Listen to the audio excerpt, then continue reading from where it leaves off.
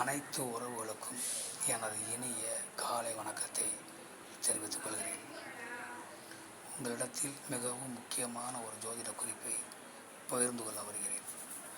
ஒரு ஜாதகத்தை பார்த்தவுடன் ஆணாக இருந்தாலும் சரி, பெண்ணாக இருந்தாலும் சரி, எந்த ஜாதகமாக இருந்தாலும் சரி, அந்த ஜாதகத்தை பார்த்தவுடன் நாம் சொல்லிவிடலாம், இந்த ஜாதகருக்கு திருமணம் என்பது காலதாமதமாகும் என சொல்லிவிடலாம். அதற்கு அமைப்புகள் ஏராளம் உள்ளன. அதில் ஒரு அமைப்பை மட்டும் நாம் இப்போது பார்ப்போம். லக்னம் என்பது ஜாதகரை குறிக்கக்கூடியது. லக்னத்திற்கு லக்னாதிபதி என்பது ஜாதகரை குறிக்கக்கூடியவர். லக்னாதிபதிக்கு லக்னத்திற்கு 7ஆம் வீடு என்பது கலஸ்திரத்தாரம், ஜாதகருக்கு துணையை குறிக்கக்கூடிய வீடு.